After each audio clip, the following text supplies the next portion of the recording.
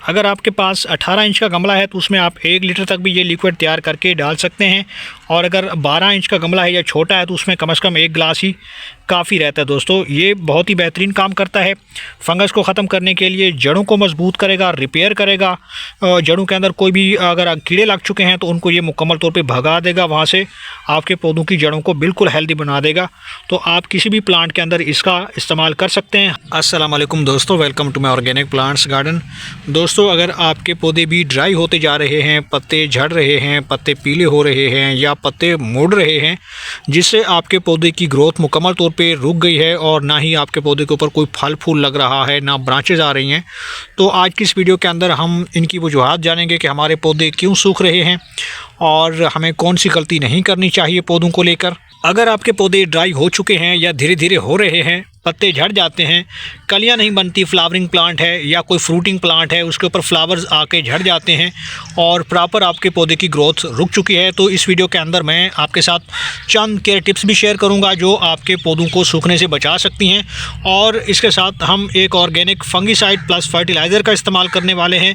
ये एक ऑर्गेनिक चीज़ है जो आपके पौधों को फिर से हरा भरा बना देगी और पौधों के ऊपर जो भी बीमारी लग चुकी है, कीड़े आ रहे हैं, फंगस आ चुकी है या कोई वायरल डिजीज़ आ चुकी है, तो ये उसको भी कंट्रोल करेगी। अब ये चीज़ क्या है, इसकी न्यूट्रिशनल वैल्यू कितनी है हमारे पौधों को, ये कितना ज़्यादा फ़ायदा देगी, मुकम्मल इन्फॉर्मेशन के लिए आपने इस वीडियो को एंड तक देखना है। और अगर आप हमारे चैनल पे नए हैं और आपने अभी तक चैनल को सब्सक्राइब नहीं किया तो जल्दी से भाई के चैनल को लाइक कर दें, सब्सक्राइब कर दें और साथ में बेल आइकन के बटन को प्रेस कर दें ताकि गार्डनिंग से जुड़ी जो भी वीडियो अपलोड हो तो उसका नोटिफिकेशन भी आप तक पहुँच सके। तो चलिए दोस्तों वीडियो को शुरू करते हैं।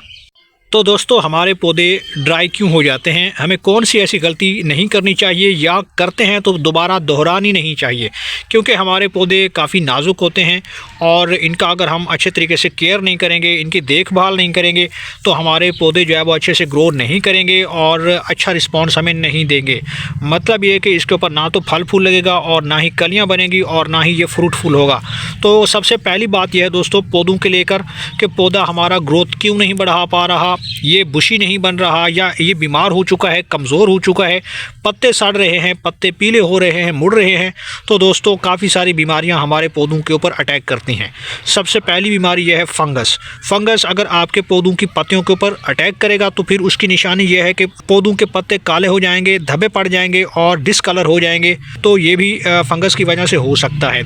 दूसरे नंबर पर दोस्तों हमारे पौधों को आम बीमारी लगती है ख़ासतौर पर विंटर सीज़न में, और वो है वायरल डिजीज़, क्योंकि सर्दियों में वायरस जो है काफ़ी ज़्यादा एक्टिव हो जाते हैं। तो उस हिसाब से अगर आपके पौधों के ऊपर भी वायरल डिजीज़ हो चुका है, अटैक हो चुका है, कोई बीमारी आ चुकी है, तो इसके लिए कोशिश करें कि आप पौधों को ऐसी जगह पे रखें जहां कम से कम 7 से 8 घंटे की धूप लगती हो। तो दोस्तों इसके लिए आप कोशिश करें कि पौधों की पत्तियों के ऊपर किसी भी तरह की कोई बीमारी आ चुकी है, पत्ते कमज़ोर हो रहे हैं या काले पीले पड़ रहे हैं, तो आप नीम ऑयल का स्प्रे कर सकते हैं। तकरीबन 15 दिन के अंदर एक बार आप इसका स्प्रे कर सकते हैं। इससे आपके पौधों के ऊपर कोई भी इन्फेस्टेशन हो चुकी है, कीड़ों का अटैक हो चुका है, इंसेक्ट्स आ रहे हैं या फिर आपके पौधों के ऊपर mealybug, white flies, leaf miner का अटैक हो रहा है, तो उस हिसाब से आप अपने पौधों को मैनेज कर सकते हैं। स्प्रे से अपने पौधों की हिफाजत कर सकते हैं। इससे आपके पौधों के पत्ते जो है वो महफूज रहेंगे और बीमारी से बचे रहेंगे। हमेशा पौधों की मिट्टी आपने हल्की सी ड्राई रखनी है, ज़्यादा आपने पौधों की मिट्टी को वेट नहीं बनाना। अगर आपके पौधों की मिट्टी के अंदर ज़्यादा पानी है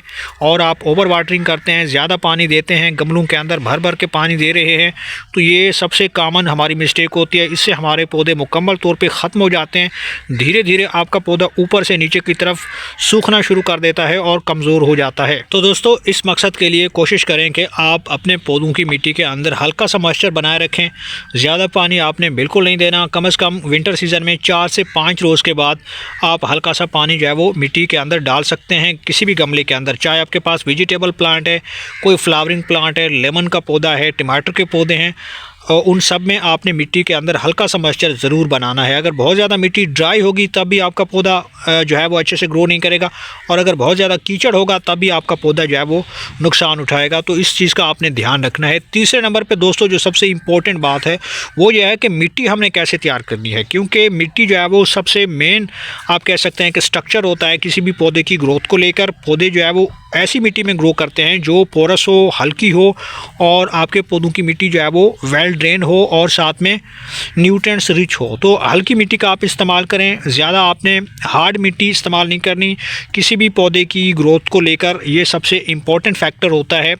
अगर आपने मिट्टी के ऊपर तवज्जो नहीं दी तो फिर आपका पौधा जो है वो अच्छे से ग्रो नहीं करेगा और आपकी उम्मीदों पे पानी फेर देगा।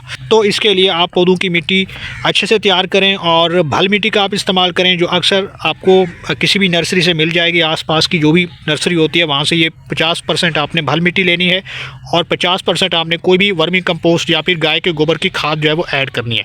दोनों को अच्छे से मिक्स कर लें और गमलों को भर लें।